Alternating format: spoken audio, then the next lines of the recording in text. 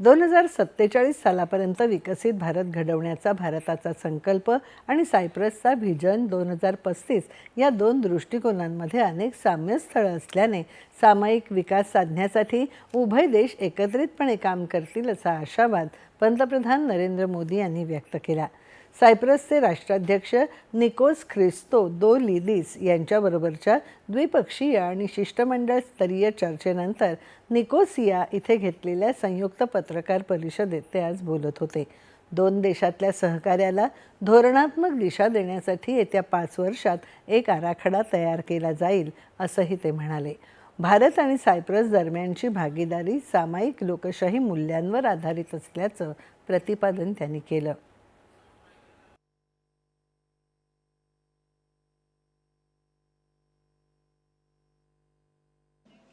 आज राष्ट्रपति जी और मैंने द्विपक्षीय संबंधों के सभी पहलुओं पर व्यापक चर्चा की।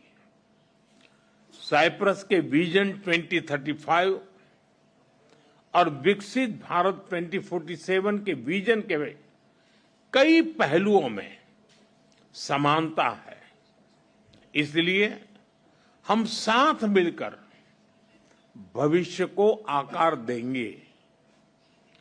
अपनी साझेदारी को स्ट्रैटेजिक दिशा देने के लिए हम अगले 5 वर्षों के लिए एक ठोस रोडमैप बनाएंगे।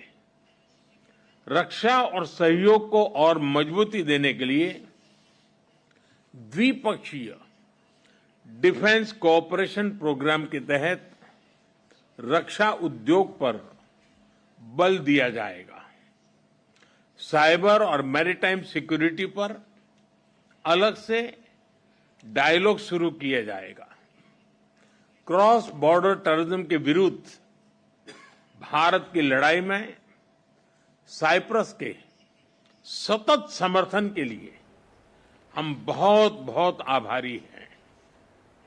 आतंकवाद, ड्रग्स और आर्म्स की तस्करी की रोकथाम के लिए हमारी एजेंसीज के बीच रियल टाइम इंफॉर्मेशन एक्सचेंज का मैकेनिज्म तैयार किया जाएगा।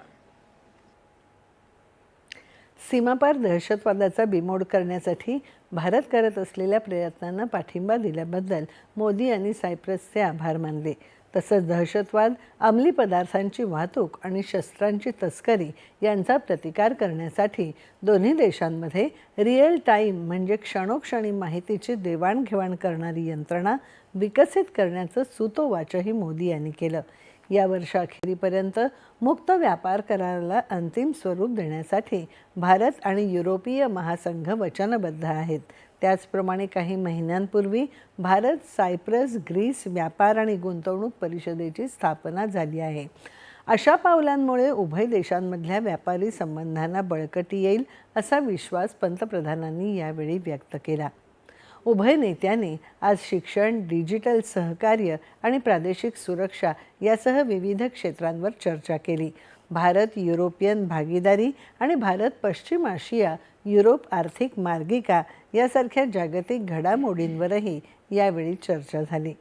पंतप्रधानांच्या सायप्रस दौऱ्याचा समारोप राष्ट्रपती भवनात त्यांच्या सन्मानार्थ आयोजित केलेल्या स्नेहभोजनाने होणार आहे। त्यानंतर ते कॅनडाचे पंतप्रधान मार्क कार्नी यांच्या निमंत्रणावरून कॅनडातील कनानस्कीस इथे G7 शिखर परिषदेत सहभागी होण्यासाठी प्रस्थान ठेवतील। G7 शिखर परिषदेनंतर पंतप्रधान मोदी क्रोएशियाला भेट देतील आणि राष्ट्रपती झोरन मिलानोविक आणि पंतप्रधान आंद्रेज प्लेनकोविक यांची भेट घेतील।